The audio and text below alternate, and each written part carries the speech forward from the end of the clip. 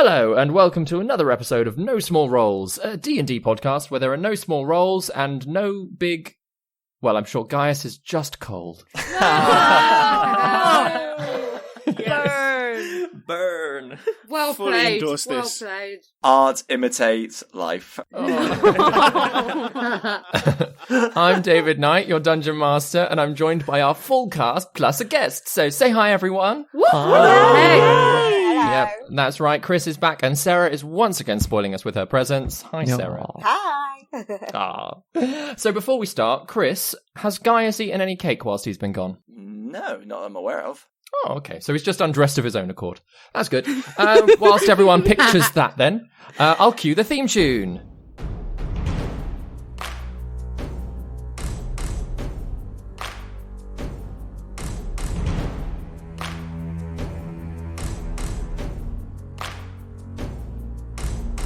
Prepare your party of players and polyhedral dice. Your tragic backstory better be worth the sacrifice. Seize your sheets and D20.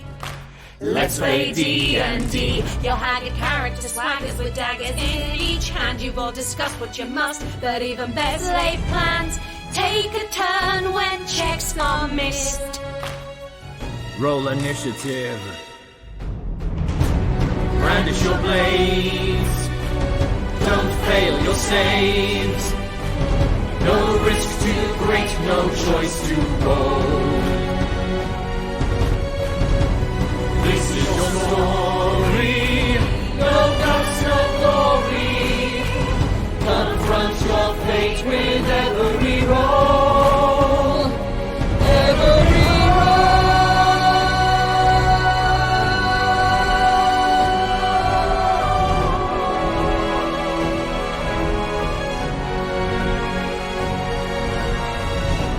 rises inside, one who will pay the price. Their chance of success will rest upon the dice. No risk too great, no choice too bold.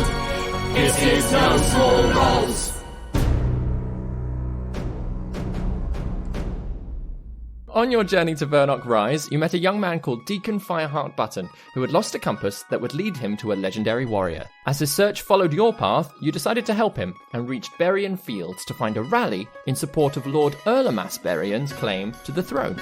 There's red flags everywhere and armbands that decorated the scene, but you headed to the Merry Prince Tavern, where you were refused entry without an invitation, though you did offer them a note found on some bandits that someone inside was in danger. Exploring the tents around the village, Gwendellyn purchased some cakes for you all to share, realising after eating them that they were laced with frosting, a relaxing substance that makes the consumer quite suggestible. Luckily, only Gwendellyn was affected.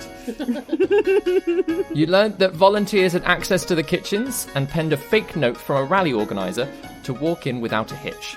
The compass was not to be found amongst the store of frosting, though Deacon discovered that the man who had delivered it, Alec Ludder, was upstairs. You all grabbed trays of drinks to disguise yourselves, spiking them with frosting just in case, and made your way through the tavern. Knocking on a corridor of doors, Enkidu could hear some movement in one room, whilst Orryn was greeted by Gaius, dressed in his mask and very little else. First question, Gaius, how much are you actually wearing? I have nothing else but my mask and a cravat that is not mine. Okay. So yeah, Gaius, you've been living your life, doing your thing, and having quite a nice time in that bedroom, I'm sure. And obviously, someone's knocked on the door, you've gone over to answer, and you've opened it, and there is Orryn stood with a tray of drinks. Thank you very much. And I will take the drinks and I will shut the door. And I open it. And I open it and go, this guy. Hey, you made it. Hey, you're here. What are you... What is going on? Well, I made some friends. Like, come on in, Orryn, come on in. And I will, give him a hug. And I will show him into the room. The others are here. The others are here too. Hey, guys, this is my friend Orryn. Orryn, these are the guys. Is it just Orryn who's gone in, or have all of us gone in? So everyone stood in the corridor. Obviously, you were all just knocking on doors to see where Alec Ludder was. And like I say, Enkidu's can hear movement behind one door, and obviously Gaius has answered another. So all of you, especially when Gaius has stepped out, have got quite a full view of him. Oh, Guy! Hello! Oh, the guys are here. Hey! Who the hell's this guy? He's one of our party that was with us just before you joined us, but he left in a hurry, seemingly. It's the guy on the horse you were talking about. Yeah, it's the guy on the horse. Guy on a horse. Oh, Yeah. literally guy on... Oh, okay. Literally, he's Guy his on a name's- horse. Yeah. Yeah, it's Guy. His name's Guy. Yeah. Guy, where are the rest of your clothes? Well, I was just introducing you to these lovely people inside the room. Okay, hang on, guys, just give us 1 sec, okay? I'm just gonna explain to my friends what the situation is. Okay, hold fire. So I'll back out. I'll pull Orryn back through the door, back outside, and just be like talking them very frankly. Just start naked. Gwendolyn is just like totally like, what? It's just like, I don't think she's seen that much nakedness before. This is, wow, that is a lot of flesh. Oh well, thank you very much. I don't like to brag much, but anyway, so he's got nothing. Calm to brag down, love, about. it's not that much. Oh, I don't think I understand that, but yes. This is a conversation for another time, but we will have this conversation. Anyway, on the road, we were just like, going about and stuff like that, and I thought that I would use my superior horseman skills and just see how much I could push Bessie to her limits. Clicked my heels, and off we went as fast as a racehorse could go. And she surprised me. She was very good. But of course, I skillfully handled it beautifully, and I just thought, hey, since I'm scouting ahead, why don't I just end up in this beautiful, interesting rally going on with lots of things, lots of people, and I bumped into some people, and they offered me to do a card game and to get involved and to have a few drinks with them. I thought, hey, I'm scouting out, I'm doing a job for the group. Then one thing led to another, and I got a nice cravat. I'm guessing you're not very good at cards, are you, mate? Oh yeah, also I've lost all my clothes. Right. We're playing Right. a game of strip card game. Strip card games. Catchy title. I don't know what the name of the card game is. David, what's the name of the game I'm playing? So, I don't know whether or not you're playing a 3-card draw, or you could just be playing a game called Strip Card Game if you want to. Strip card game. I think that's World better. building. Just playing a game of Strip Card Game. Yeah. That's amazing. It's like a no-brand version of Strip Anything Else. That's going to be our merch. Fancy a game of Strip Card Game? It's like dice game that we sometimes enjoy on our downtime. Right, okay. So noted that if anyone ever wants to win any money, we'll play you at card game. So, who are your new friends? Oh, well, I'll introduce you and I'll push the door open again and be like, hey guys, these are the other guys I was telling you about. And girls, of course. Come on in. Yes, let's. I will go in. I want to look and see who is wearing what item of Guy's clothing. Rather than there necessarily being the clothing shed about, there's just a pile of clothes that have clearly been added to, almost like a pot that people keep betting in. But you do see there's 2 women, 2 men, and all of them are in various states of undress. There's, again, Gwendolyn, there is a lot of flesh on show, and they all just seem quite comfortable with it. They're all drinking, a couple of eating a few cakes. Should I join in? I think they're in the middle of a game. Oh, because I don't want to be the odd one out. It looks very fun. I think it's better that we Well, watch, Gwen. Yes, Oh. and the rest of us are wearing clothes, so, you wouldn't be missing out. It's fine. Just Gwendolyn shows an ankle. Yes. Ooh. There's a cheer Racing. from one of the ladies being like, woo, yeah! Yes. Ooh, cake.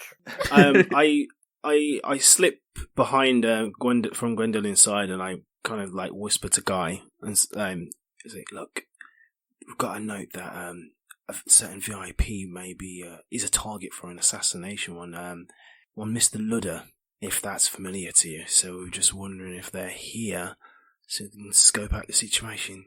You feel me? Guy says very loudly and a little bit slurred, "No, I have no idea of who a Ludder is. Hey guys, do you know who a Ludder is?" Damn it, bloody hell. All my choices are wrong today. Hilda, you know everyone here. You know everyone in this rally. Like that. I know everybody here. Yes, I know him. Ludder, Alec. You mean Alec? Yes. I don't know where he is. He's around. He brought us some stuff from the south. What did he bring you? I can't. Scott, It's a secret. secret. Shush. I shouldn't tell anyone. Guy just starts giggling.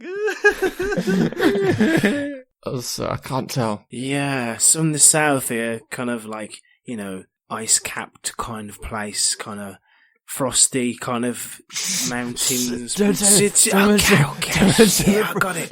Yeah, Secrets. Yeah, secret. Keep stum. Yeah, got it. Okay. Yeah. Right. And I give Deacon a knowing look, like, these twats over here. He's just rolling his eyes. He's like, what the hell? Yeah, who's the new guy? Let's get him in the game. Like, come on. How good are you at cards? I'm very good at cards, thanks, and I very much like my clothes where they are, but as much as I do enjoy a game, I'm not convinced that you lot have much in the way to offer, unless someone happens to have a compass about their person. Make a persuasion roll, Deacon. Ooh. Yeah. By the way, this is Deacon Fireheart Button guy, and he protected us in a fight, which was very brave of him. Wow. He's pretty handy and slightly glowy in a fight. 13. Hilda just sticks her hand in the air. She's like, I've got a compass, but I've got to give it to the Lord Berrien. Whoa. Oh. The B-Man himself. The B-Man himself. I understand that a lot of things are going through Berrien. Could we just see said compass and see what it is that you're handing over to him? Because, you know what, it might not be the one that I'm after anyway. I just have a look. I just want to have a look. Just to have a look. Just have a look. Okay. She like half stumbles over. She's got a drink in her hand, but she avoids the cakes you see in quite a wide circle, and just slumps onto the pile of clothes, and then just starts like reaching through it quite groggily until she pulls out a little bag, a little purse thing, like pops it open, the little clasp, rummages around. She goes, but it's in here. It's in here. I put it in here. I quite liked it. It's a very nice compass, isn't it? Is it your compass? Well, I don't know, do I? I haven't seen it yet. I don't know. Alec comes up with lots of stuff, though. Anyway, and she pulls a little box out. So, Deacon, what does your compass look like? It's around about palm size, and it's a tarnished metal. Kind of looks somewhere between almost like a very dark steel type thing on the outside. It's very well worn on the outside. It's got a clasp on the top that can pop the whole back of it off. Deacon doesn't know that really properly, but he knows that the clasp can attach it. He's never bothered to check it properly. And then there's just 3 scratch marks across the back of it as well. And the front of it has obviously got the north, south, east, west, but it's got just one point rather than going across the whole thing. It's only to one side. And as Hilda pulls this thing out of her bag, that is the compass that she holds in the air. She's like, I quite like it. It just seems to point to things. It doesn't really work, but I like it. I might not give it to the Lord B, the big B. The B-Dog. Yeah, it looks like a useless compass, yeah. Anyway, she puts it back in her bag, like clasps it shut, and sits down with it in her lap. Well, hey, hang on. You're playing a lovely game of cards. Tell you what, why don't we have a go at playing for that there compass? Yeah, I knew this. I knew I'd like this guy. Any person who's got a last name Button is an awesome person. Correct, my friend. I like you already. Okay, you want to gamble for it? Why not? All right, let's do it. How many? It's 4 players. All right. Okay, let's do 4 players. Make this interesting. You want a compass? What do you want to put into the pot? Ooh, let me have a think. Tell you what, I've got a very exciting hand axe that's very intricately carved. I could put that into the pot. What do you reckon? hand axe. The thing is, it's very intricate. It's something that's come through my family. It's very, very valuable to me. Now, is that a persuasion or a deception upon your part? Persuasion. Persuasion. Make a persuasion check then. Non-natural 20. Whoa!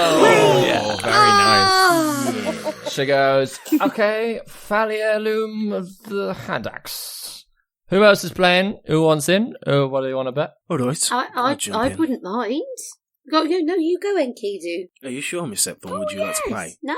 I could always be useful elsewhere if I'm not playing. No, you play, Enkidu. All right. I have plenty of gold still, and he goes to look in his pockets, but he can't find his pockets. DM. Yeah. If I cast Mage Hand, is it a consistent size, or can I make it bigger or smaller? Or It's up to you. It'd be hand-sized, but depending on, that could be a small person's hand or a slightly bigger person's hand. It's obviously not going to be as big as a person or an animal or whatever, but yeah, there is some variation in it. Okay, cool. It's an interesting question. That's fine. Juna, you're really good. You're really smart, and you're good at cards. I'm tapped out, I'm afraid. Everything that I have is on that table. But clearly you're very good at cards too. Hey, something smart. I can't say anything. Witty comeback. Juna, take my place. Whoa, gosh. All right. Go, Juna! Come on, love, have a seat. Do I have to put something in? You're going to add to the pot. I am going to bet this magic finger. And with that, she takes Growl's finger off of the little piece of string, casts minor illusion over it, and puts it down on the table. And just for 10 seconds, it has a golden aura around it. This is a magic finger. Sorry, what? When did you grab Crowl's finger? When did you? Yeah, she grabbed one of his bones. Finger bone. What? Yeah. I took a finger bone from Crowl. I'm with you. I totally missed that happening. Yes, I am all for this. Go for it. Yeah. What is magic finger? What does it do? If you win it, I'll tell you. Oh, mysterious magic finger. Okay, you're in. Yeah, well, she is amazing, so you know what? I think that's probably the highest thing on the table. Well played, Juna. Hand axe, magic finger, pretty compass. What else do you want to do? Who else is going to join? Enkidu's playing, aren't you, Enkidu? Enkidu. Oh, yeah. Oh, gosh. What am I? I pull up my two, my kukris, my daggers. I just flip out, stick them in the table. I'm like, how about these? They've seen me through a few scrapes. What do you reckon of these? I mean, there's a lot of weapons on the table. But if it's 2 daggers, yes. Oh, yeah. Two things is better than one, yeah? Yes. Okay. What game do you want? Do you want to play a dice game? Do you want to play a card game? Oh, I think we should play a card game. Look, I've got my own pack here because I'm not sure. Let's start with an unsullied pack. I think that would be a good idea. Oh, interesting. Then Deacon takes them out of his bag and puts them on the table. I will let one of my associates just check the cards. That's fair. I like that. That's okay. I am an associate. I will check the cards. Not you. They're your friend. Hey, mate. Oh, I don't know buddy. him from Adam, so, it's fair game. No, he's not Adam, he's Guy. His name is Guy. Sometimes Gaius. Gaius. Gaius. But we don't know his surname. Shh. It's the masked bard. Whoa. Yes. He's full of mystery. Guy, if you lost another hand, would you have to take your mask off? Whoa, well, if I was playing something smart said now, yeah. I don't know, Juna. I've never lost a game. This is very embarrassing. So we'll find out. What was it, Marge? Your quick sense of humour, Guy. One of the other gentlemen in the room has picked up the deck of cards, just slowly skimming through it, and puts them all back. Yeah, sort of nods. Is quite happy with them, just being a standard deck. So to explain, 3-card draw to you all. Strip or not strip? This is not strip. This is just gambling. So it works like this. Because obviously we don't have cards, we've got dice instead, so it translates a little bit. But each player places a bet, which you have done, and then you roll a d8, 1d8. Keep your score hidden, and then you roll a d6, and then a d4. Between each roll, if you're confident, you can up the ante or fold. Alright? That's a spicy meatball. Is it winner takes it all? And winner takes it all. So once all bets are placed, the results are revealed from the 3 dice, and the highest hand takes the whole lot. Am I near Deacon and or Enkidu? Enkidu's playing, right? Yeah. Am I near them before we start playing? Yeah, and I'll say especially as everyone sort of gathers around to the centre of the room where the other card games have been played anyway. Can I put my hands on their shoulders and be like, may the best player win? Place my hands on their shoulders and give them both guidance, or can I only have one guidance? I think you can only do one guidance because it's concentration. I'll give it to Deacon then. So you have 1d4 to roll. As you all gather in, Hilda sort of settles down, sort of pulls up her little petticoat a little bit, plonks herself down. Are you all ready to play? Why not? Yeah, just before we do, I'm going to cast Mage Hand. Just behind me. Like Adam's Family style, just kind of like hover low to the ground behind us. Are we around a table or something? It's sort of like cushions around a central floor. Oh, like right, a central yeah. space on the floor. Okay, yeah, so it's like, I've cast it, so it's underneath my coat. So whenever I want it to go, it's gonna like, I don't know, give and just slowly walk its way around to the pile. Nice. The same soldier who counted through the cards. So the first card is handed out. So roll your d8. Woo! Everybody do well! There's a little look around the table, and Hilda goes, I'm gonna bet my petticoat. Anybody else gonna match me for that? It's become strip card game. Ooh, I should have got involved after all. Probably best he didn't, Gwen. Probably. Those ankles would send everyone in this room wild if you reveal both of them. Goodness me. Guys, Oh, if you want to guys. see my ankles, you just gotta ask. Oh, Hilda, you sweetheart.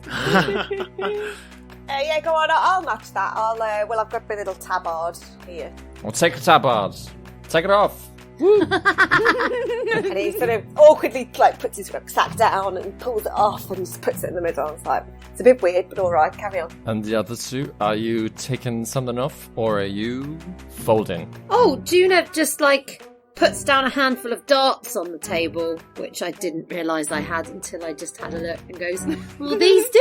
Yes, it doesn't have to be clothes. Good. As they look very valuable too. You're taking your clothes off and you didn't know you couldn't do that.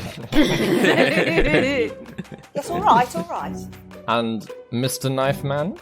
Well, there are 2 knives on the table, aren't they? That was the first bet, though. That was we all agreed on the first bet.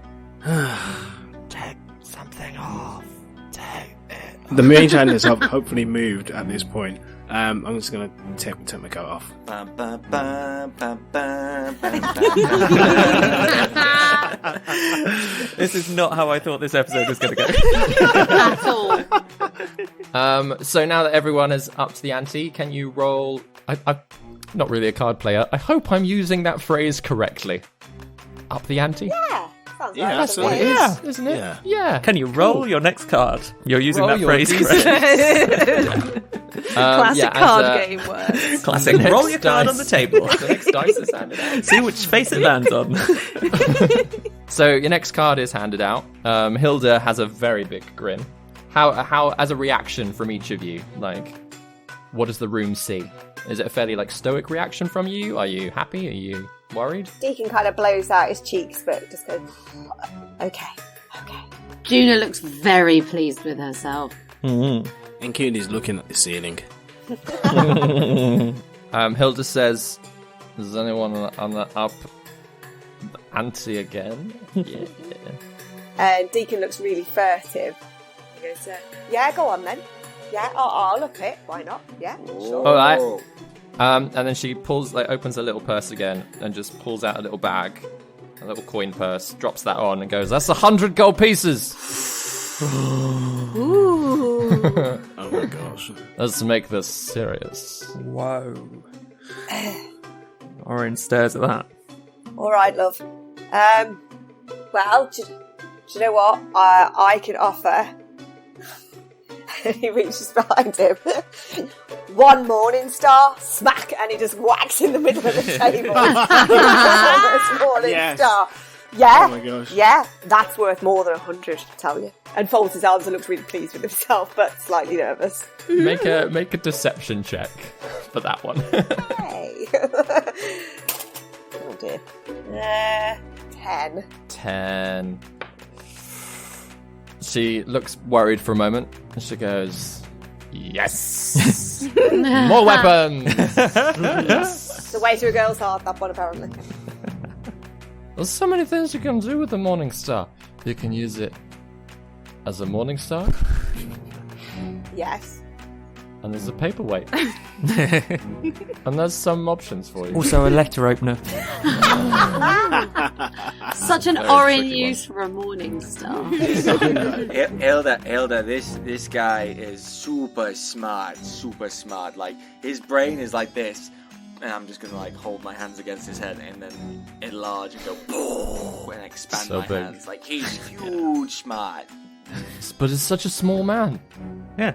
While this exchange is going on, how far has the mage hand travelled between hands? I mean, it can travel, 30 feet Yeah, it in can. 6 seconds, can't Yeah, it? true, So, yeah. quite far, if you need it to have gone far. Yeah, I just wanted to get to the pile where the compass is. She put it back in her bag, right? The compass is out. Oh, it's out. On the So, 'cause- table. Yeah. She's put it into the centre. Okay. Because that's where all of the bets are going for this game. Sure. Are there any So windows? there is a window, yes, in the room. Is it open or closed? Currently closed. Okay. I see where Darrel's mind is going, and I'm liking this. Okay. Well, it's just gonna stay nearby, as far from the table as possible.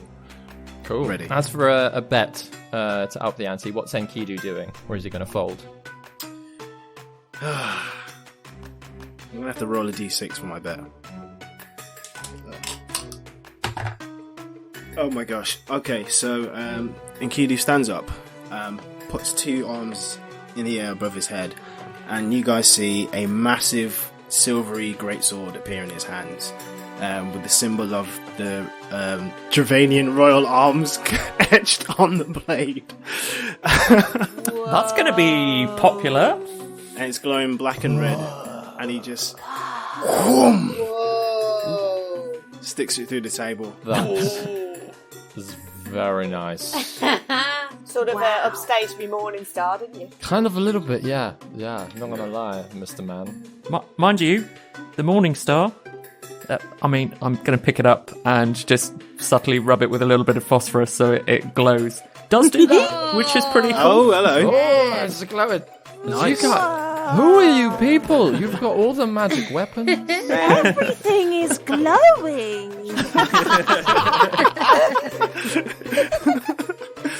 I wipe a bit of sweat from my brow and I just sit down and try to calm myself. That's accepted. That is acceptable. Yes. And little old lady. Juna's gonna just sort of sit with her hands under her chin and a bit of a sort of thinky face and look at Hilda and cast Detect Thoughts. Oh my god! What? Yes. If ever there was a use for this spell, yeah. Fuck yes. Yes. You are James Bond in Casino Royale right now. If we get into a big fight, I have wasted 2 spells on very trivial things, but it's going to be worth it. So, yeah, Hilda's surface thoughts are pretty muddled, because she is clearly drunk. So they do sort of like wander to what she's looking at any given time. With the big pile of stuff in the middle, it's quite a few greedy thoughts of like, that's a cool sword, I could give that to Lord Berian. That's a cool Morningstar. I could just use that and swing it around in the garden. That is a cool... and she's just doing that. She's sort of going, that's a little bone. I'll give that to my little pet dog. That's what she's surface level thinking. So anyway. she's not thinking about the dice she's just rolled. The cards she's just picked up. Oh, you'd have to dig deeper for that. Whoa, she's a proper player. You gotta push it. She's drunk. Let's do it. Yeah. Cool, so I'll roll with disadvantage because she is Okay. drunk. So altogether, she has rolled 9. She fails. Yeah. I hope so. So when you push deeper, is the person aware? I should have checked this before I did. Yeah, they are aware. They are aware. They are. Okay, so there is a brief moment where she's like, what is that? There's it's almost like an itch in the back of her head that she can almost feel you in there, but she doesn't necessarily know that it's you. But as you're looking for those specific sort of pieces of information, you do know that she rolled a 3 with the first dice and a 6 with the second. Okay. I mean, so Juna is then going to say, I'm going to fold. I'm done with this game. And then does a bit of a, turns message. You have to say it out loud, don't you? No. I read it, and only you and the target hear it. I'm going to target Deacon and say, I believe it's your go, Deacon. And just casts, she's got a 3 and a 6.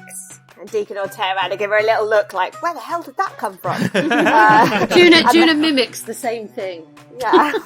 What? And then just, once he's satisfied and kind of like, what? Is that really you? And once he's satisfied that it really was, without trying to be too obvious, but this is Deacon, so you know. He ain't subtle. He'll be like, oh! But won't desperately try not to show that. She's drunk, so I don't, so she doesn't anyway. And that reaction sort of sound is just shared between you and Juna as well. Nobody else hears it anyway. Oh, okay, cool, yeah. Cool. Juna gives him a wink. Okay, if you're folding, that's fine. It's down to the 3 of us. Is everyone ready? Yep. All right. So if the 2 of you could roll a d4, please. So how does this extra d4 that I've got work? I'm going to say that you can just roll it as an extra value. Oh, so it would add on top of whatever. Yes. So if I roll 2 d4s now, that's kind of, is this the point to put it? Yeah, absolutely. Yeah, because it's normally used for a skill check or something, but obviously the idea being that there is some kind of otherworldly guidance helping you along.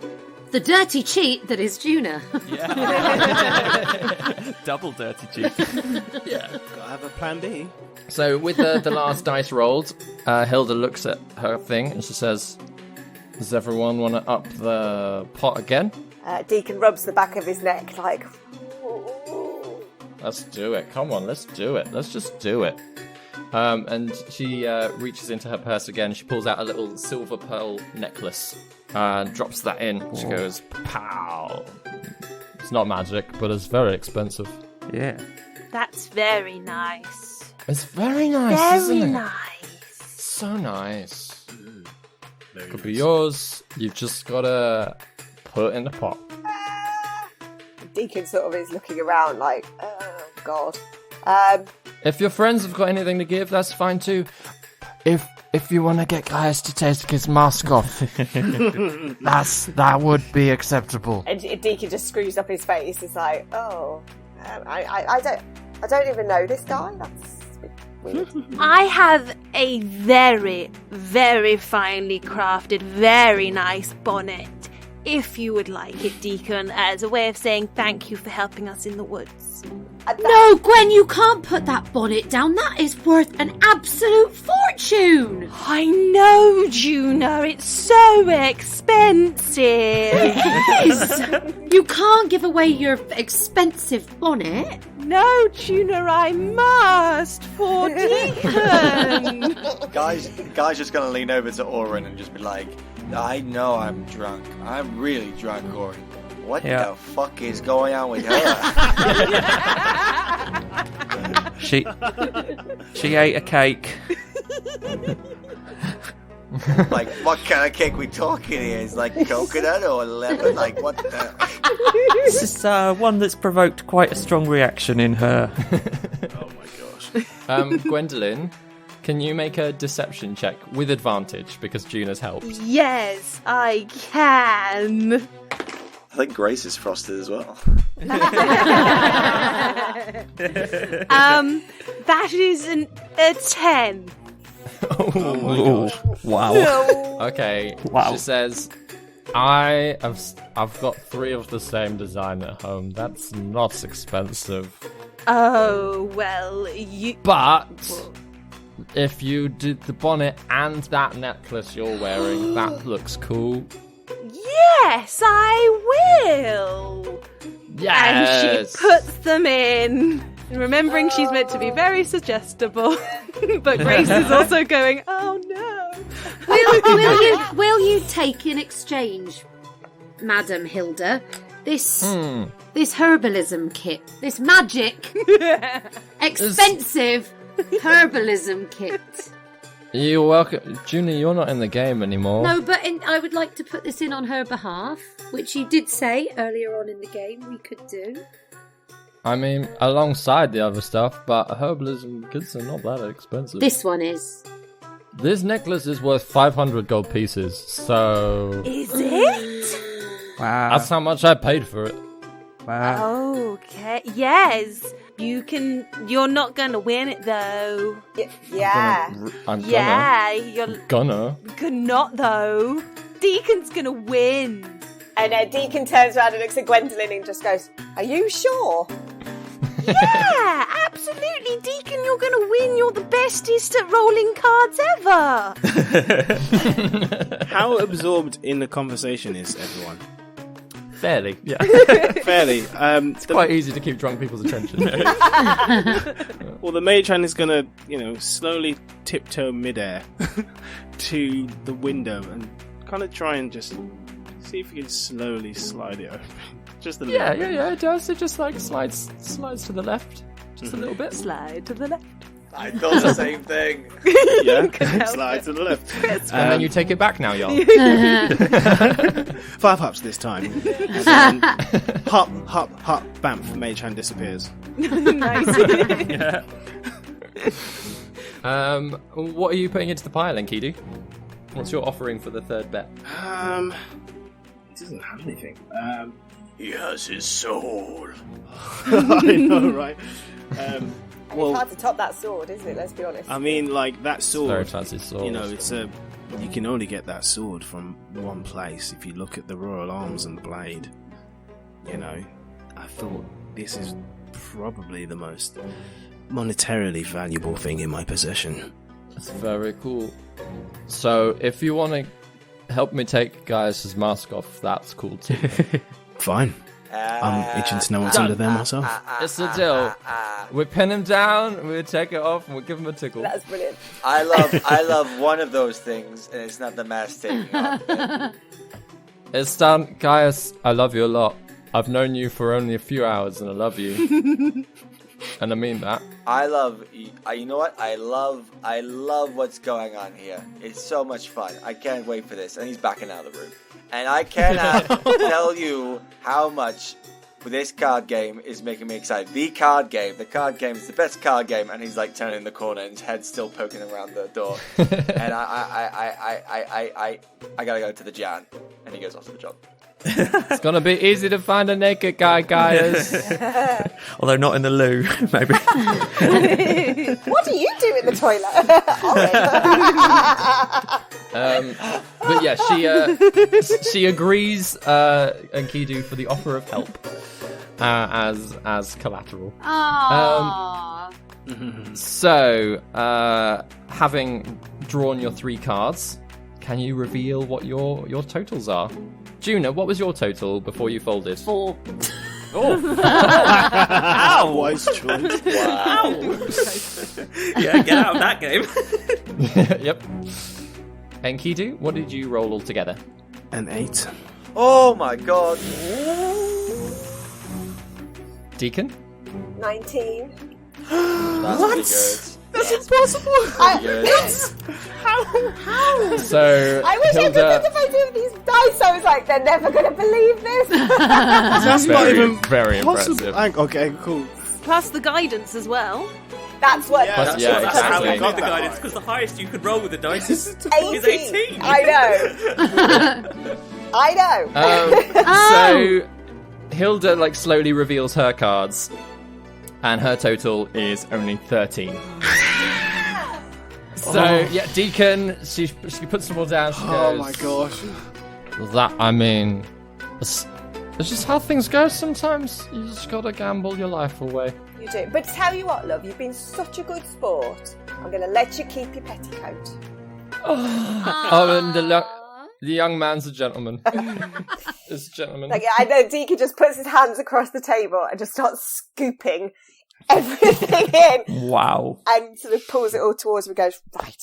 Okay, sword, Enkidu, that's yours. Necklace, Gwendellyn, that's yours. Thank you. And you gave something else. Oh, your bonnet, there you go, because I don't think that's going to suit me. Oh, it's very expensive. It is very expensive. I mean, it's a designer one, sure, but it's not expensive. True. And Deacon just basically goes through everything and hands everything back to everyone apart from the compass and the bit of gold and the 100 gold that was in there. Mm-hmm.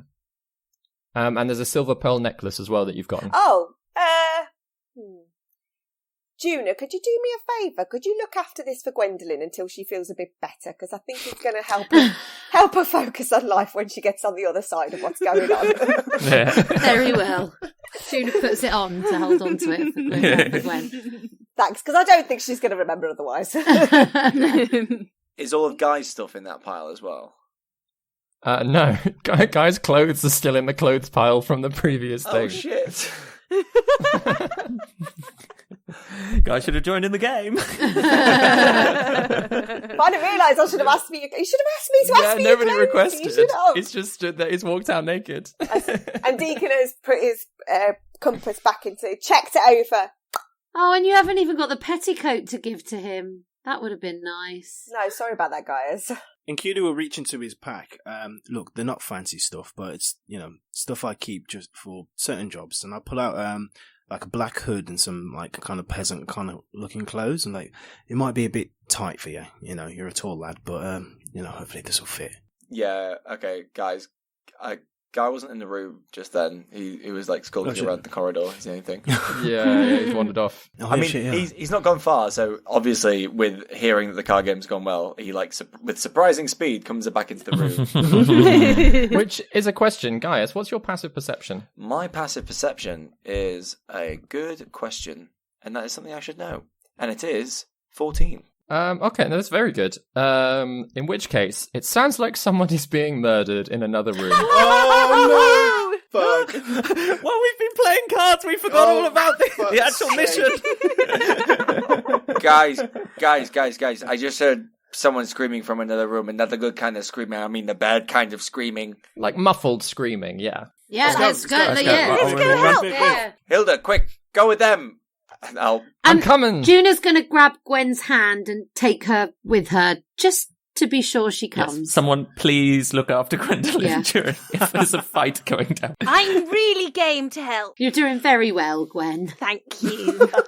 So patronising. Yeah. David, as they're all rushing out the room, can Guy quickly scramble all of his stuff together? Yes, absolutely. The one of the guards hasn't gotten up. Is still lounging. He's very, very much frosted. He's just eating cake and just smiling and eating more cake and smiling. So he just watches you gather all of your clothes and he's like, "What are you doing?" Could you repeat that, please? That made my whole day. Oh, what are you doing? Oh, you didn't hear that? Hilda just said that I could have my stuff back because I'm such a good-looking chap. That does sound like Hilda, yes. It does. Tell me more about you, sir. Tell me about your life story. Hello, my name is Gus. Oh my gosh. I have been working for Lady Tula de Laveau for many years, and she's not that nice, but she pays very well, and I grew up in a small town just outside of Carth. Would you... He rambles on. Oh, I was about to ask him would he like to come adventuring with us. This is next week's guest player. It's all right, Guy. I've got his voice in my head. I can minor illusion it at a moment's notice. Remember that, DM.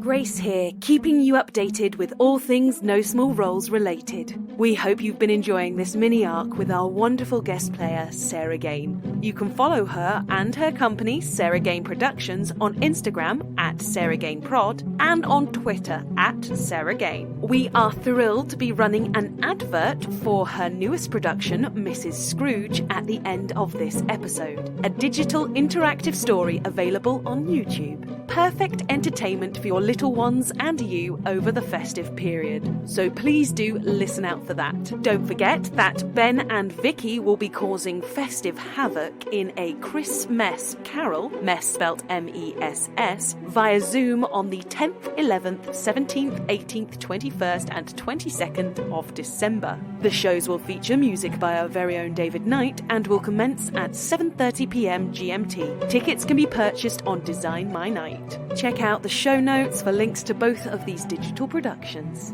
As you probably already know, you can follow us on Instagram and Twitter at No Small Roles, and you can find us on Facebook simply searching No Small Roles. Roles spelt R-O-L-L-S. Big shout out to one of our wonderful Twitter followers at Darkest Argentum, who very quickly put together some homebrewed rules for David's in-world narcotic frosting. So if you want to use frosting in your own campaigns, you'll find the link shared on our socials. We'll be having a break next Sunday, but our new story arc will be kicking off with episode 19 on Sunday the 20th of December. If you're enjoying No Small Roles and you'd like to leave us a review, you can do so. You can go to Podchaser or iTunes and help us spread the word. Your recommendations really do mean the world to us, and every time we get a lovely review, I do a little happy dance. So have that image as you're writing a review. Just know that you're making me and the rest of the cast very, very happy. That's all from me for now. Let's get you back to the rally.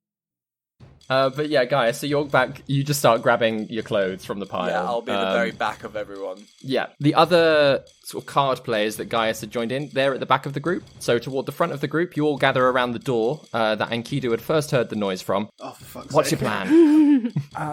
Kick the door down, in I go. Yeah, Okay. straight behind him, Morningstar overhead. With a giant greatsword with me as well. Amazing. First up, roll an initiative. Oh, don't even know what we're fighting. Oh, am I at any sort of disadvantage? No, not for... No. Okay. Frosting only affects your insight and people's persuasion against you. Okay, cool. So, 25 to 20. 20 to 15. 15. 16. 15. 16 for Deacon. Deacon goes first. Lush. I'm not going first, it's stressful. He does. 15 to 10. 14. Me too. Whose dexterity is higher out of Orryn and Juna? +2. +3. Oh, Juna just pips it. Juna, then Orryn, and then Enkidu and Gaius. What did you get? 8. I'll accept that I'm at the end because of what I was doing before. Because you're at the back of the group anyway. Getting Yeah, half sure. dressed, running on with like one leg in a trouser. Absolutely. One leg in a trouser. So, as you burst open through the door, the little scene that you witness it's much like the other room. It's like a fairly fine dressed tavern bedroom for what a tavern bedroom could be. In the middle of the room, however, is a chalky-skinned human, dark hair, who is currently tied to a chair, bleeding out quite profusely. It looks like his throat's being jabbed with a knife. And there are 4 black-clad people around him. Hexers! Which, as you burst in, they all stop and turn to see you all. And one of them goes, "Oh, fuck." Deacon, it's your turn. Who is closest to me as I come through the door? So there are sort of 2 behind the chair and 2 roughly in front. Yeah, I'm just going to literally run. I've already got the morning star going. I'm just going to go for whoever's closest to me to give him a whack. Roll your attack. Okay. 18. 18 hits, Wow. yeah. Nice. Roll your damage. My damage. What's my damage with the morning star? I'm going to sing. Oh, man. 4. Was that plus your strength? Oh, plus your strength. Plus my strength? I didn't know that was a thing. My strength is plus 3. Oh, yeah. You're a barbarian. Oh, no, hang on. So I've already got 1d8 plus 3. Oh yeah, no, that's your strength. That's my strength. So Oh. yeah, that's what I rolled. Sorry. 1. I rolled really bad. I rolled awful. I know. I had all my luck when I needed my compass, and now it's just like, oh god, shit. You did really well in that game. Exactly. Now it's gone. Nailed it. Cool. So yeah, you do whack this first murderer in the chest, and he sort of stumbles back a little bit. Are you doing anything else? A bonus action? Not for now. I think I'm going to hold till the next round. I'm just going to kind of stay swinging this morning stuff. Yeah, sort of like in the space, ready for a Ready fight. I'm ready for it. Yeah, that's it. Yeah. In which case, Gwendolyn, it's your turn. Okay, can she see who just did the stabby in the necky? Yes. It's the other person that wasn't just hit. You! And then she points at them, she says, you, she runs up to them and from where she is, she's throwing her spear at them. Amazing. Roll your attack. That is a 17 to hit. 17 does hit, yes. Oh yeah, damage. Grace is frosted. Yeah. I might be, guys. Rubbed off. I'm drinking water and that is it. I think I'm just out of it. Yes, okay, D6. Right, okay, catching up. Okay. 8 points of damage. Oh, very nice. Yeah, so this spear, like, slices through this person's side, like, lands on the bed next to him. He's bleeding out a little bit. Have you got a bonus action at all? Yes, I'm then going to... Who's nearest to me? You're stood still slightly at the door, so probably Juna and Enkidu. Can I run Orryn. up to the closest person of the murderers? Mm-hmm. And I'm going to slap them in the face and say, why are you murdering him? Absolutely. Do you want that to be the guy you've just thrown the spear at, or the person that Deacon's just hit? The person I just hit, yeah. Cool. That's a 10 to hit. 10 does not hit, unfortunately. So I still try, and I miss. And why did you murder him? Sort of the guy like rocks back, especially bleeding from the side, is just like, what? And it's their turn, so they are going to first up, Deacon, the guy that you just hit, is going to hit you back with a 19. Does that hit you? Yeah. Cool. Faux show. In which case, you take 8 points of piercing damage as he pulls out a little rapier at the side and just like skewers you a little bit. Gwendolyn, the person that you've just attacked, is going to attack you back, but only with a 12. Does that hit you, Gwendolyn? That does not hit me. So he swings wide for you, but completely misses. The other two toward the back of the group, one of them pulls out a crossbow and fires that at Deacon as well, but completely misses because this guy just can't shoot things. So it just like embeds itself in the door frame behind you. And the final guy pulls out a little dagger as well and runs in for Gwendolyn. So that is another 18 to hit you, Gwendolyn. Does that hit? That does hit me, yes. That hits. So with his little dagger, he does 4 points of piercing damage. Especially as like his friend is like in the space right in your face. Like he like sort of ducks around the side and just jabs you across the forearm. She turns around and looks at them and just goes, ow! But that leads up to Juna. Juna, it's your turn. How bad does the being murdered man actually look? How near to death does he look? He looks dead. Oh shit. He looks actually dead. He looks like so dead. Like there is still a bit of a gargle there, but it looks like essentially dead. In that case, how far away from me is he? Oh, like 10 foot. This is a very small space. I'm gonna run up to him and put my hands just on his knees because I don't know him I don't know, from Adam. And she's going to cast Spare the Dying. Nice. In the hope that there is some life left in him. Something to spare. Yeah. So yeah, instantly as you sort of feel the energy like pass up his legs, you can see that like the bleeding in his neck just stops. Like it doesn't necessarily heal up at all, but there's no more blood gushing out. So you get the impression that his body's almost like enters this, like a stasis mode. Cool. Have you got a bonus action? I think I'm going to spend 2 sorcery points actually, because I think these guys need to go.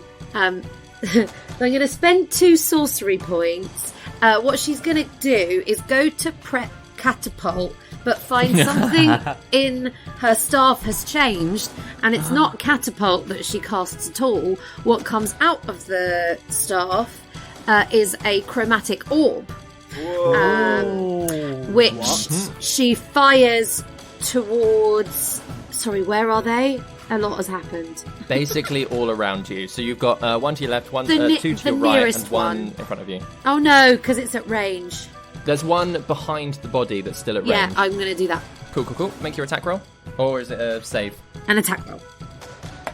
Don't forget your spell attack. 14. 14 hits. Oh, brilliant. Yes. 11. I don't add anything to that, do I? 11 points of damage. Yeah.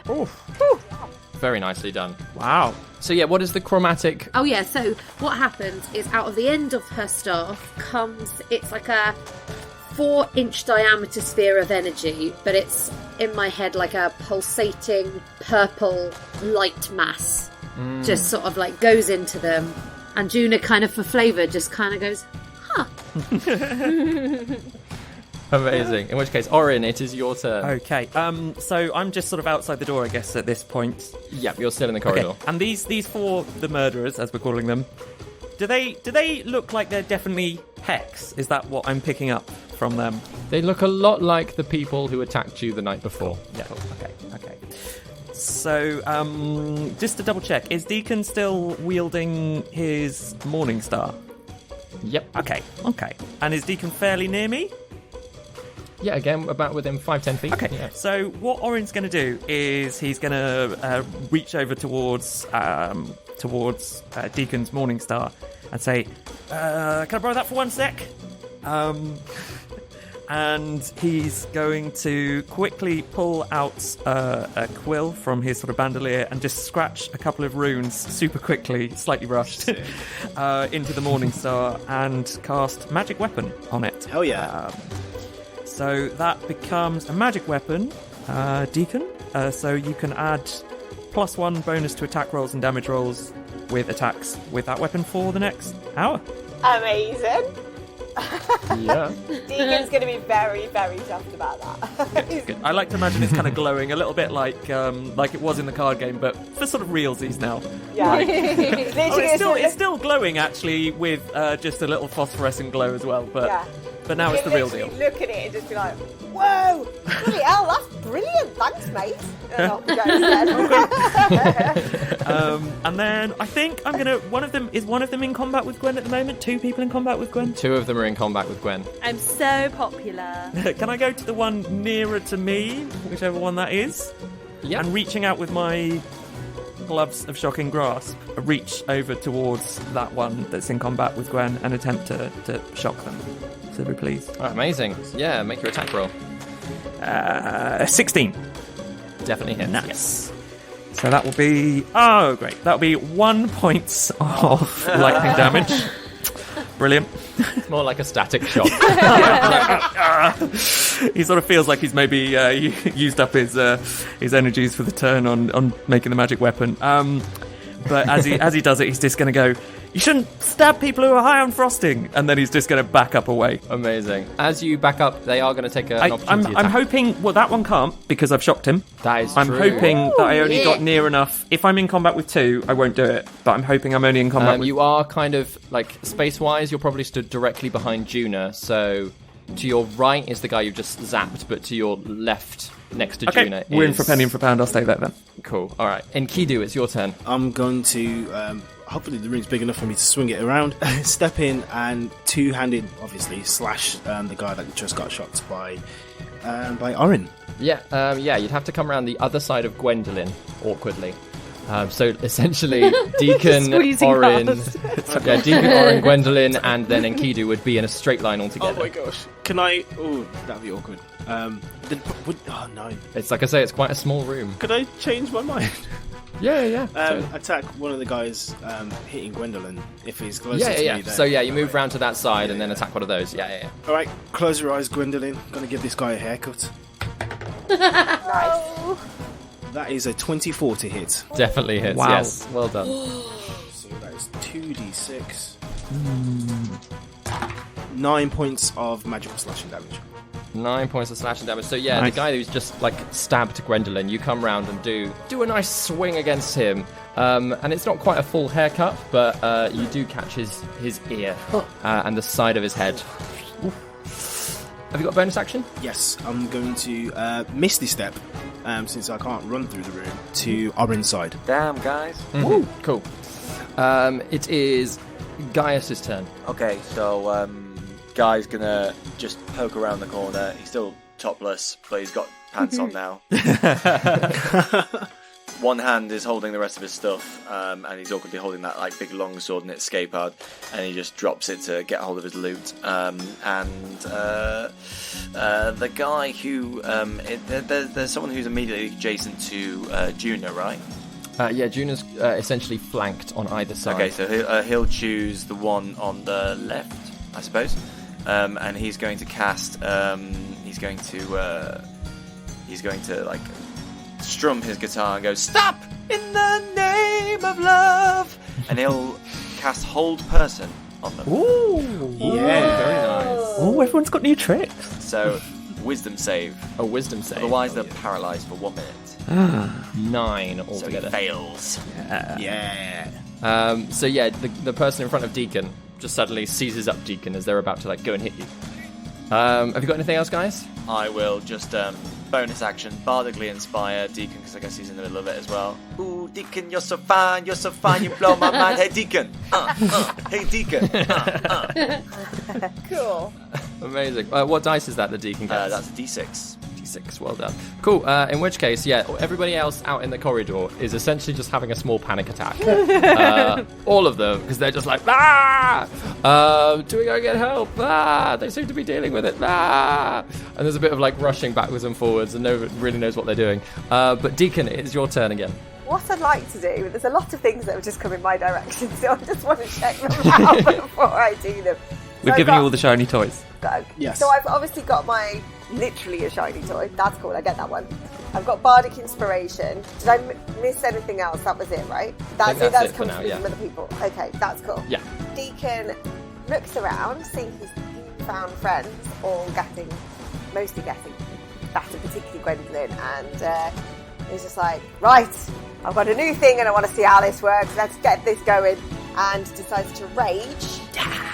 Yeah! Plus, I would like to use luck as well.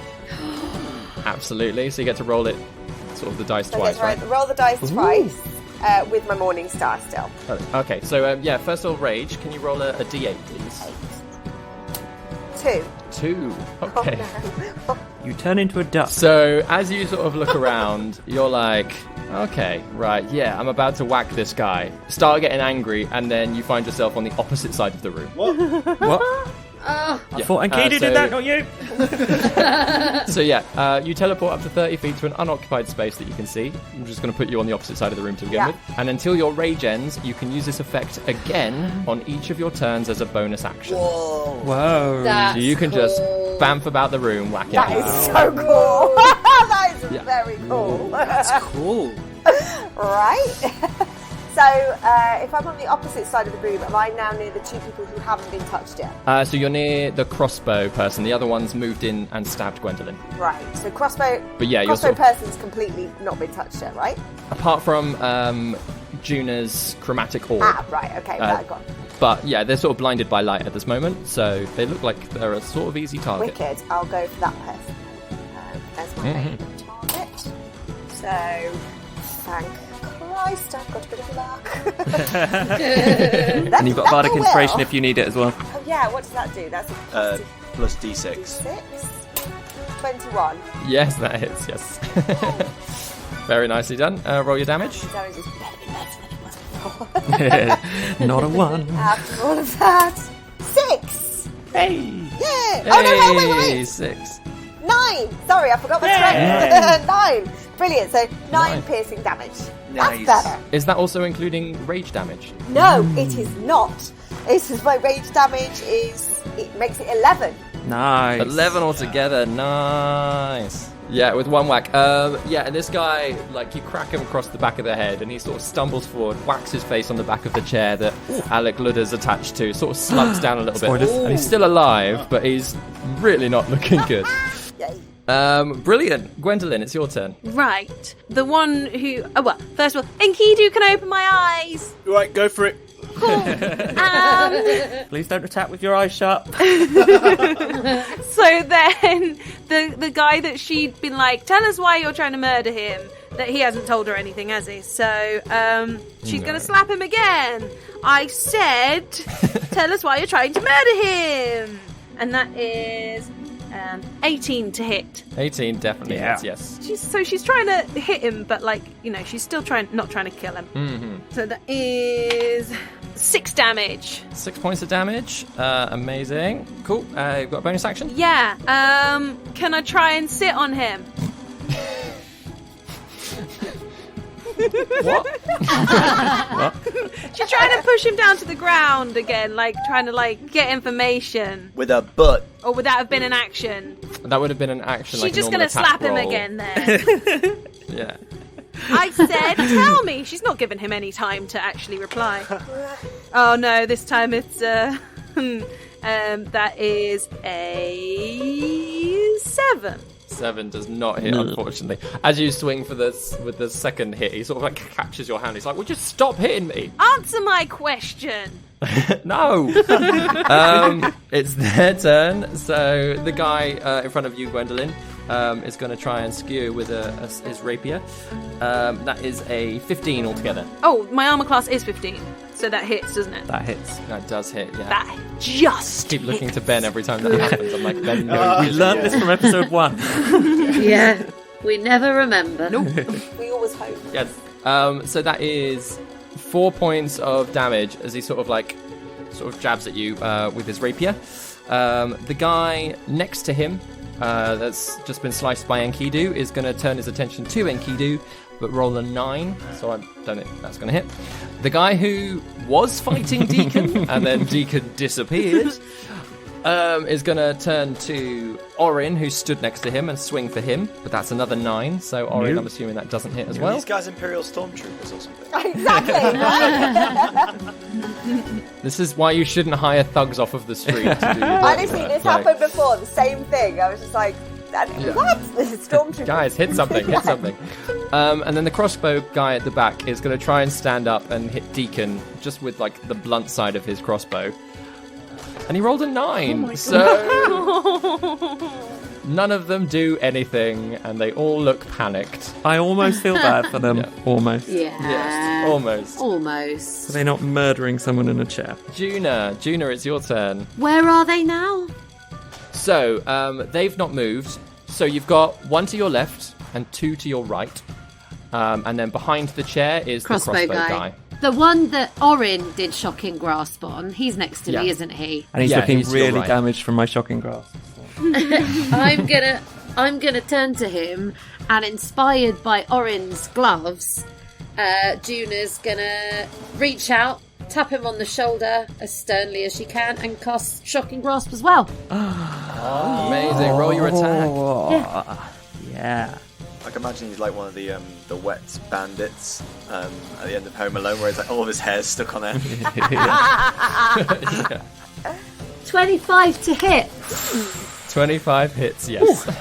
And 6 damage. 6 points of damage. Left. Yeah. No, that's all right. That's good. Have you got a bonus action at all? I'm not going to do anything else just yet. No. Okay, cool. In which case, Orryn, it is your turn. Juna's just shown you how it's done with a shocking grasp. Oh no, as a bonus action, sorry, I'm going to just turn to Orryn and sort of raise one of my eyebrows. Okay. So I'm still in combat with that one, I take it. Mm-hmm. And am I in combat with two of them at the moment? There's one stood basically behind you. Yeah, the other side of you and Juna. Okay, but there's the one that's just been shocking grasped by Juna and previously by me. And Yes, exactly, which directly in one's front of held at the moment by? Is that's not That's the one, the other side, stood okay? behind So you. I'm gonna. Oh, that's a good point. He wouldn't have been able to do anything anyway earlier. Sorry. He swung a sword he shouldn't have done. He failed anyway, so. So Orryn, not to be outdone by Juna, is just gonna go continue the shocking assaults on the same one, if I may. Absolutely. I love the idea of Orryn and Juna just touching this guy and shocking him. That's a 16 to hit, please. 16 does hit, yes. 7 points of damage. Hey. Oh, yes. Yay. Again, this guy is just getting frazzled. You can see bits of smoke starting to drift off of him where he's been singed. Can we see his skeleton yet through his skin? Funny bones. It's getting close. It's getting close. Are you doing anything else, Orryn? No, I'm going to stick that.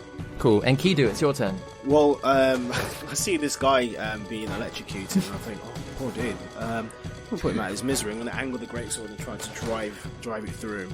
Mm-hmm. That is a 21 to hit. That hits, yeah. Nice. 11 points of magic slashing damage. It's weird. Oh my gosh. So, this sword comes through, and Orryn and Juna, whilst you're having fun, tapping this guy and shocking him away, suddenly this sword just, comes through his chest, and you're like, oh, okay. Sprays blood over the two of you. Oh, shit. Whoa. Sorry. I just kind of got caught up. And I just kind of kick him off it. Yeah, as you do, he sort of slumps to the ground, very dead. Ooh. I really need to learn prestidigitation. Have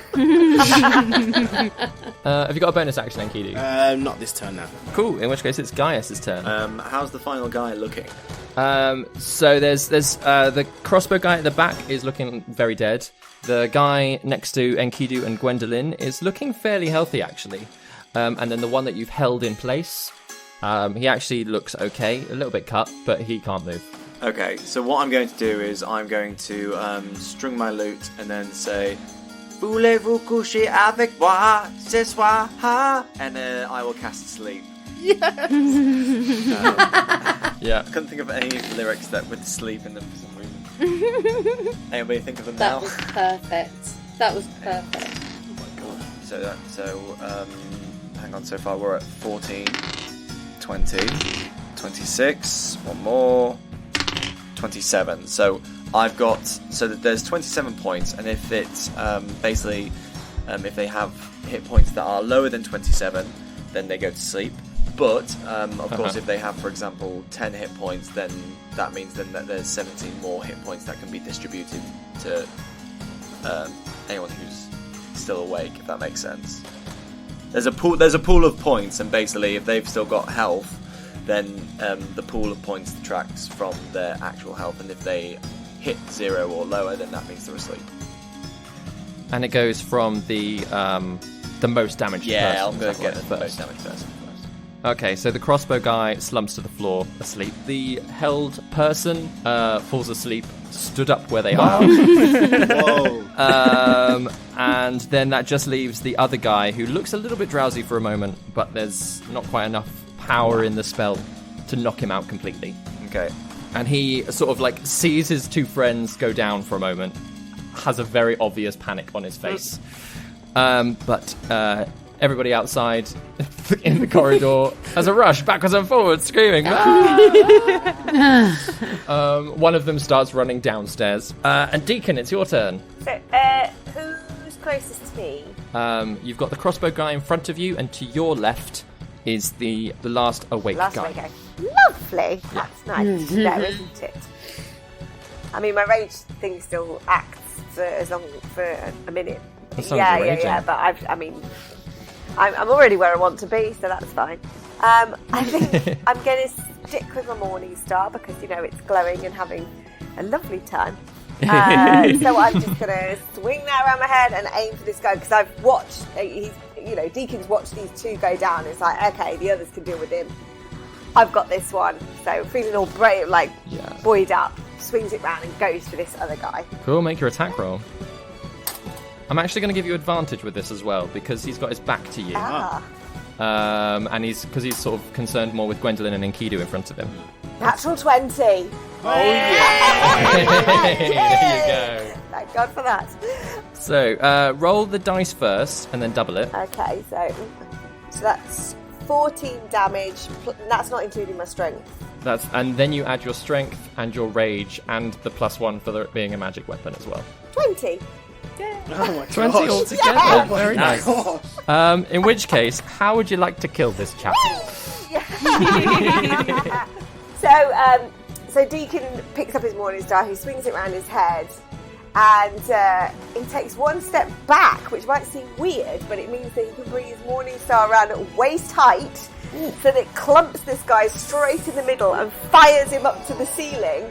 And actually, it's getting his head smacked off the chandelier and then back onto the floor that actually kills him. Yeah, and he does. He slumps straight to the ground, having Enkidu and Gwendolyn. You just see this guy suddenly rocket into the ceiling, back down again into a pile on the floor, and he stops breathing. Oh, whoa! Work of art there, pal. Wow. Thanks. Wow. You can do some damage with that. Deacon's just got the biggest grin. He should have told us why he was murdering. Well, the point is he was murdering, not the how or why. It's just he was, wasn't he? I mean, it looks like we might be able to ask this one. I'm going to poke the one that stood asleep. You're going to try and wake him up? No. Just poking him, just curious about how he's asleep and stood in exactly the same place, looking over at Guy, looking impressed, Let's swap the ropes over. If it's free Mr. Ludder, I assume that's Mr. Ludder, and then put him on this chap here. Oh, yeah. Shall I? Hang on. I'm going to go over to Ludder. I'm assuming, do we want to bring him back round? Is he unconscious? He looks a bit kind of like he's almost dead. Did Miss Septhorn lay hands on him and stop his bleeding somewhat? Is he? I stopped him dying. He doesn't look good though. You check his pulse. Can I check his pulse? Yeah, his I'd say make a medicine check, but ultimately, his throat is quite exposed. Yeah. So the pulse is happening. It's still warm, but it is so slow. Yeah. You get the impression that he is essentially dead. He's just being kept. Essentially, he needs healing, is what he needs. And if he doesn't receive healing when the effect of Spare the Dying Lays finishes, he'll die. Yeah, Orryn's going to go over with his little, pulling out his little canister of mechanical bees as he walks over and just kind of go Enkidu, hang on, give me a sec. And pull out the canister and encourage them onto his neck for obvious reasons to go to work. Yeah, and they do. They sort of start stitching everything up. For 13 points of healing to him. Nice. He doesn't wake up, but you can tell from the way he breathes a little bit easier that he is alive. Okay. Isn't this the person you don't like, Deacon? Oh no, he just took me compass, that was all. I just wanted that back. He just took it with all the frosting, really. So, he didn't seem a very nice person, but he didn't do anything against me personally. But, I don't know if he's good or bad. I don't know, he just took me compass, but I've got that. All I know is the Hex are after him, and if he's not on the same side as the Hex, I don't know that he's necessarily our enemy. But he is on the same side as this Lord Berrien. I'm just going to put that out there. I don't know what that means. Yeah. Do we want to keep him tied up and revive him to ask him what's going on? I'm not averse to asking him some questions, yeah. Yeah, I don't think the Hex chap will know anything. Looks like an ordinary bandit to me. Well, the other guys weren't too good. No. When you say that he's out, if we cure him more, will we wake him up, or is it that he's just, or do I have to do that to see? He'd probably need a bit of a rest, okay. Essentially. From, again, looking at him, you can tell that he's been beaten a little bit. before they've killed him, or tried to kill him. Yeah, he's essentially just in an unconscious state. He needs time rather than more healing. Needs time, exactly. Yeah. Well, I mean, should we try asking either of these hex guys that Guy's done a number on? Yeah, can't do any harm. You can try it, guys. I don't see him coming up with anything. These kind of people don't normally, I don't think. I don't know then. What do I know? Well, I guess I don't know, how does this normally work? Do you tie them up? What do we do? Hilda pokes her head in the door and says, "Don't worry, they've sent for the guard, and the guards are going to come and clean up now, so it's fine. I've told them that you're very nice people, but I don't want you caught up in any of this anymore. I'm just saying. Lads, I'm just going to put it out there that if the guards are coming, this might not look brilliant. Might not be the best place to be found. We should do one. Do you know what I mean? Yeah. What you should all do is go into my room, and Gaius should take off his mask. Just saying. Why don't you go ahead and we'll catch you up. We'll be right there. All right. Yeah, come on, guy. I give her a wink. And I turn to Orryn like, look, we can make off with this guy, if you want to question him if it's important to you. Or we can just leave this all behind and just move on with our lives. We've got more important things to do anyway. That's true. I was just a bit curious, but I don't think I'm curious enough to have a long, involved conversation with a guard about it. God knows I can't be asked with that. No. Yeah, quick decisions here. Come on, lads. I'm on my way. Who's coming with us? Right, Yeah, we were never here. That's a good idea. Yep. I wanted to know more as well. But, Can I just have a quick search of one of the hex? Can I search his pockets? I really want to just a quick search of the hex. Yeah, amazing. All right, well, Hilda, we'll meet you in a second. Everyone, grab a body and go. Rummage around. Yeah, Hilda's sort of like stood in the corridor waiting for guards to arrive for you all. But if anyone wants to make an investigation check, you absolutely can. Yes. I want to search Eric Ludder's pockets. Oh, good shout. Oh, okay, cool. Yeah. I'll go for the guy that I've been attempting to electrocute. I'll go for the crossbow guy. Amazing. Yeah, everyone roll your investigations. Ugh. 9. 12. 17. So Hilda, calm down in there. The guard, run! That's funny. So Orryn, the guy you're rummaging through, because of the way that like he's been zapped so many times, you do find a couple of small notes in his pocket, but they've sort of been completely singed, so you can't read any of them. Enkidu, as you're searching through Ludder's pockets, you do find one note that you realise is not written by him, and more was left as a message, because you pull it out and it just says, "Don't fuck with," and then a hexagon.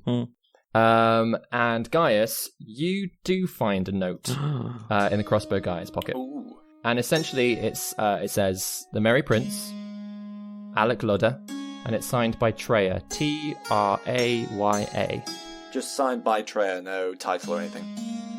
No title or anything, just says Treya. So I'm trying to decide if Chris looks very pleased with himself for what that look was. what was just brilliant is that nobody was looking at me and Chris. So Oh no, yeah, I was writing it down. Shit. Yep. Guy just goes, and just passes it to Orryn, and then just keeps looking very intently in the pockets. Orryn reads it. Does Treya ring any bells for Orryn? make a history check. Why am I rolling 2s? 7. No, you don't know the name Treya anyway. Do any of us see Guy's reaction? I'm going to say no, because of everyone searching the bodies and the way the crossbow guy is sort of behind everything else. Okay. No, you don't necessarily see. Can I make a check for Treya? Yeah, history check if you want to. Yeah. You've had some experience of the hex as well. So 11. 11? No, again, it doesn't spring up with any of your involvement with them. Cool. So Hilda sort of like whisper, like sort of turns to you. It's just the scars come. Okay. Stand in the corridor. I'll tell them that we've found them, and then you help, and then they'll deal with it. Yeah. Come on, Right. come on, everyone. Okay. Yes. Come on, Gwen. So yeah, as you'll stumble out of the room, and like as the last of you's just leaving, the guard do start running up the stairs, led by a semi-naked guy from the card game. And Hilda is just like, it's in there, it's awful, and these lovely people helped, but you should probably help him, and he's okay because did you heal him? Yeah, he's looking better. He's looking better. They're very nice, these lot. They helped, but you should probably do your fucking jobs. Yeah. And then points to the guard and like gestures them in. Is any of them the one that we saw when we tried to get in the first time? Yes. Yeah, one of them is. All right, I help you. I think I gave you a note in advance warning of this, and you still let it happen. Well, we were rotated, and I wasn't. But I passed the note on, and Hilda goes, "Yeah, see, do your fucking job." Yeah. Oh, you fucked What am up, I buddy. even paying you for? You're not being hired again. It's like, I'm a volunteer. I'm volunteering no more around here. You tell him, Hilda. I'll tell him. Anyway, so she turns and sort of just gestures for you all to leave as quickly as you can, sort of down the stairs. Fine. Where are you headed? Are you going to head out the front, out the back, through the kitchen? Well, I'm tempted to go via the kitchen because we know that way. We don't know we the other came way. in that way, Yeah, didn't we? go out the way we came in. You don't want to walk into someone important on the way out. Yeah. Gaius, obviously you know that Bessie is in the stables in the opposite direction. Oh, Bessie! I expertly parked her. You know, it was like a parallel park, beautifully right next to the other horses. Is she going to be upside down, stuck underneath the table? What the hell are you talking about? He told you he's an expert horseman. If we're making our way through the kitchens on the way out, Orryn is going to try and nab a little bit of frosting at some point. Absolutely. Make a sleight of hand check. Oh, you saucy minx. Saucy. We've still got that tray of laced frosting drinks, haven't we? Oh, yeah, that's true. We were just wandering around with them while we had the fight. We're like, put those down carefully. 11 for sleight of hand. 11. So, yeah, you do manage to grab a small, handful. It's really not much. Okay. Just a little bit, yeah. But, yeah, you all make your way sort of out and around. Gaius collects Bessie from where he parked her. And you find yourself out the front of the Merry Prince once again. Well, that was fun, guys. Thanks very much. What are we doing now? More cake. I think maybe we should leave. Yeah. Deacon then goes ferreting in the back of his backpack to pull out the compass and to have a look where he's supposed to be going. Make a intelligence check. This should be fun. 10. 10. Ooh, straight 10. You can't quite tell. You almost feel like it has shifted slightly since you last looked at it. Doesn't seem to be pointing quite as north as it was. Sort of more of like a northeasterly direction. He's going to kind of twig on that and just be like, that's a bit weird. Oh, well, I'll just follow it. That's literally it. Just so I'm aware, where are you going, Deacon? Oh, well, I'm off to find the best warrior the world has ever known. You must have heard of Siliphalia, right? Oh, Siliphalia. Yeah, that person. You know. Oh, see, everybody I told you. See, amazing warrior. So I'm going to train under them, you see. Oh, really? I thought he was like a half man, half goat sort of guy. No. He's got a nickname like Phil or something. He sounds a bit like me.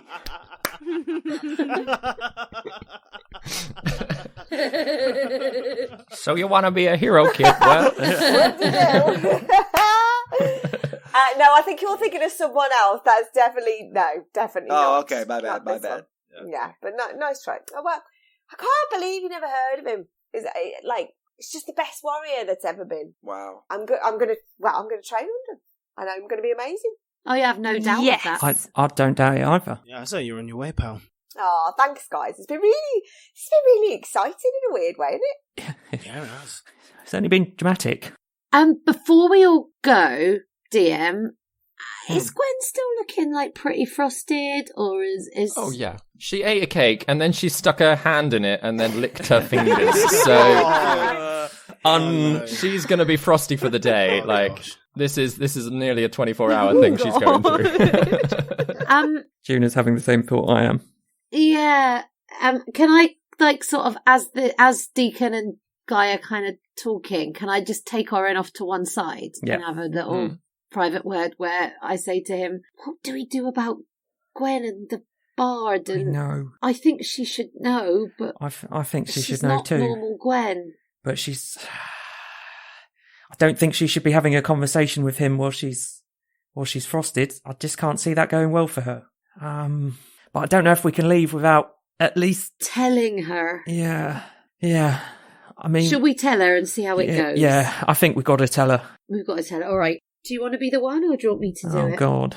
I think you're better with words. I don't agree, but I'll talk to her. Gwen. Yes, Juna. Now, whilst we were here, we went over to that bard tent, do you remember, to look for Guy? Yes, I want to go to the tent and do dancing and listen to the music and have a good time. Whilst we were there, we saw the... Sorry. Ben, you definitely should have done this. I'm looking at my notes. The half-elf chap that we don't know his name. Oh, yeah. We saw that half-elf chap that was kicking about with Dwayne. Possibly. Oh. Now, whilst it's not a good idea for you to see him, Orryn and I thought you should know. Yeah, we thought it's best to tell you, and it's best if we probably just all head on our way, don't you think, Gwen? Well, if you think that's for the best, then absolutely I'll do what you think is best. Do you know if he's nice? I don't know if he's nice or not. We didn't really get a chance to talk to him. He could be lovely, I don't know. It's true, he could be lovely. He could know if Dwayne is dead or not. But if you don't think we should go and see him, then we don't need to go and see him. I don't want to be the one to tell you that, Gwen. No, neither do I. If you want to see him, Gwen, if you want to see him, that's fine by us. So you think I should see him? I'm not saying that. I'm not suggesting anything. I'm confused. Oh my God. To the bar! Bring back Crowl, that was easier than this. Oh God. Maybe, Gwen. Maybe. Maybe. Should someone, less involved have a quick word with him? Yeah. Well, if somebody can just find out if he knows about Dwayne or not, that would be really useful. I'm just happy to do whatever you think is good, and if there's music, even better. Yeah? Yeah! Yeah. Maybe we should go and have a quick word, Juna. Yeah. Yeah? And maybe my suggestion to you, Gwen, is that you come and have a lovely dance with Enkidu. Yeah. Away from him. Yes, let's go dancing. Deacon can come too, and Gaius and Enkidu, and we can all dance together. We can do the hokey cokey. That's what it's all about. Oh my gosh. I'm so down for this plan. Oh my gosh. Cool. Is everybody heading over to the bard tent then? Yeah. You coming, Deacon? We can go after the compass afterwards and help you. Yeah, we can all see you off then. Okay, then I'll come along and see what. Let's conga to the tent. And Gwendolyn grabs Deacon by the waist and starts trying to start a conga to the tent. And it's too embarrassed not to do it. Just go doing it. It's like, oh, okay, right, fine. You stick your legs out. Okay. This is the traditional dance of Pridon. I guess we're doing this now, and then he'll grab Orryn and Enkidu and throw them into the line as well. What? Oh no! Juna tries to join the end of the line, but she's not quite tall or fast enough to sort of keep up. So you all conga your way over to the bardic tent. And as Gaius, Enkidu, Deacon, and Gwendolyn start sort of dancing along in the centre with the other patrons, Orryn and Juna, you edge round to find the bard that you're looking for. There is a different bard performing at this point, so the person that you're looking for is sort of sat to the side, just tuning their lute a little bit. Notice you awkwardly approach, looks up. Hello. Hello. We saw you play earlier, didn't we? Yep. Big And, fans. Oh, do you want an autograph? Is that it? Yeah. That's why we came over. All right. Let me get my quill. He sort of rummages in a bag, pulls one out, gets a little ink pot, dips it in. What am I signing? To Dwayne. You fucking kidding me? Yes. What do you mean? I don't know who the fuck this. Who set this up? Is that him? Who? Dwayne, fuck off. What? Hang on. What's Dwayne, what's wrong with Dwayne? Dwayne Johnson. Dwayne the Rock Johnson. He's a very good friend of mine.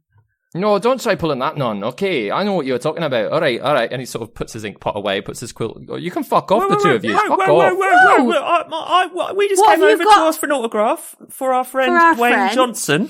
What's what you got to be in your bonnet about? Can you make a deception check if you're going to continue this Dwayne Johnson's bonnet? I mean, I'm not any good at deception. Oh, God, this is amazing. 12. It's not a saving throw, is it? No. Natural 1, unnatural 7. Yeah, so he looks at you and he's just like, no, I fucking know what you're talking about, bringing up Dwayne, fucking Dwayne, all right? All right, okay, we're going to level with you. Yeah. We're going to level with you. I did say the name to just see if you knew who he was. I take it that you're not very happy with him. If I'm being honest, I'm not very happy with him either, but we've heard from Iris. Do you remember Iris from back in Tillersham? He said that he'd seen you with Dwayne, and we're not very happy with him, put it that way. No, I met Dwayne out on the road, and it seemed nice. He was a lovely chap. I had quite a nice time with him. To be honest, it was going very well, and then suddenly he's all like, hey, just give me some money. I'm going to hire some horses, and we'll carry on our way. And I give him some money, and he fucks off, didn't he? Sounds about right. We've not had that happen to us, have we? But we know someone else who has fallen for the same japes. Yeah. So why are you bringing him up in my face? What's all that about? I'm very sorry. I'm very sorry. sorry. I'm stuck here in this fucking alley. No, we didn't. We weren't trying to ruin your day. But look, our friend is pretty het up, pretty distraught about Dwayne, and we're just kind of trying to find out, to be honest, where he is and what he's up to. And I don't fucking know. He took my money, he grabs a horse, and he fucks off. You don't know where? No. All right. Yeah. I was going to say, if we could find him, we'll get your stuff back as well, because he sounds like a nasty piece of work, if you ask me. Yeah. Another confession while we're confessing. We don't even know your name, so I'm not sure about the autograph. What is your name? Who the fuck are you two? I'm Orryn. I'm Juna. Jeez.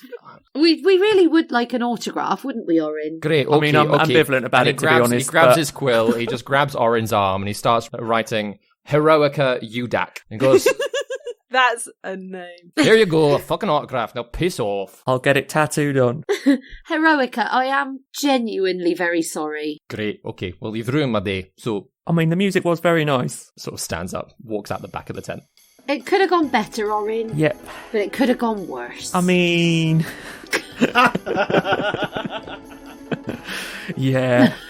Do you know how to rub ink off an arm? No. No, fair enough. I've got that on my arm for the next 24 hours. But I'll tell you what, we'll give it a good scrub. Yeah, good. Do the two of you join the others in dancing? Yeah, we did. Yeah. So a lot of you dance your day away. Eventually, I'm assuming you leave the rally, head out on the road again. With Bessie. Deacon, as you sort of realise that your compass is pointing you off in a very different direction to the path in front, what are you doing? Well, chaps, it's been a bit of an adventure, hasn't it? Thank you very much for helping me get my compass, but I've got to go that way, apparently. So, well, hey, good luck at everything you're doing. It's been very exciting to meet you. Yeah. Well, hopefully our paths will cross again in your quest to, learn under this great warrior. Oh, I'd like that very much. Next time I might be fully trained, you never know. Next time you'll be good enough to spar with me. And she kind of slaps him on the arm. I don't know, Gwendellyn, I don't know if I'll ever be that good. Yeah. And if you ever need it, Juna slips into his hand a twain-tied tea bag. Just in case you ever need it. I'm sure I will. It's the best thing I've had on the road so far. Thank you, Juna. You've been wonderful. And Enkidu, you keep those swords nice and sharp. I want to see them next time I come round and see you. Aye, that I will. Clasp his arms and just, wish him the best. And Orryn, do you know what you can do with a weapon? Woof! If I find you again, I want you to do that to me, Morning Stars. Blooming amazing, that is. I bet that will even teach Valley or something. It was amazing. Thanks, mate. Oh, yeah, you're very welcome. Just keep an eye out for Hex, yeah? Yeah, I will. Don't you worry, my friend. Don't you worry. Gaius, I know we haven't known each other very long, mate, but cracking dance moves. Hey, I tell you what, you have some dance moves as well with that Morning Star, and I just I gotta say, I am so well impressed. You know, you inspired me, and I wrote a little ditty just while we were on that dance floor for you. Oh, that sounds exciting. Oh, I'd love to hear it. Okay, so he strums his guitar. He goes, Deacon Button, you're a Fireheart. The bad guys flee when the fire starts. Your Morning Star goes squish, pow, splat. We all stood back impressed and aghast. Yay! Oh, mate, I'm dead touched. That was amazing. Thank you. I'll keep that with me. Oh, you're super. Good luck with your adventures. Oh, thank you. Well, I can only do well thanks to you guys, so thank you so much for everything. But adventure calls, chaps, you know what they say. You know, obstacles are placed in the way to test our strength, but, you know, we've got to build to overcome it, and here I go. And with that, he picks up his bag, waves a fond farewell, and wanders off into the trees. I think we, stay and wave as a group until we can't see him anymore.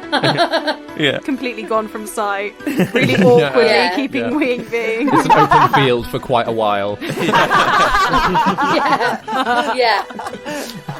I liked him. Yeah. Me too. And that's where we'll end the episode. Aww.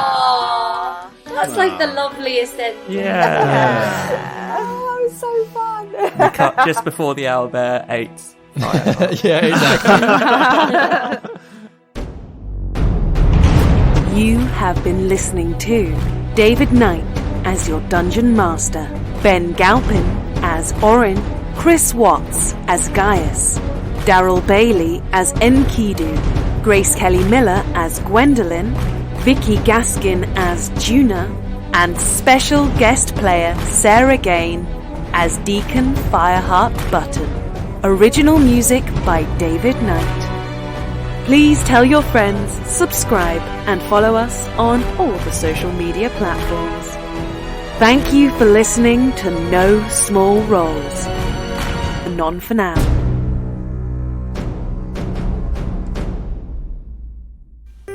From Sarah Gain Productions in association with Fly High Stories comes Mrs. Scrooge, a digital interactive story that gets everyone singing, making, drawing and more, and all with a magical sense of theatre.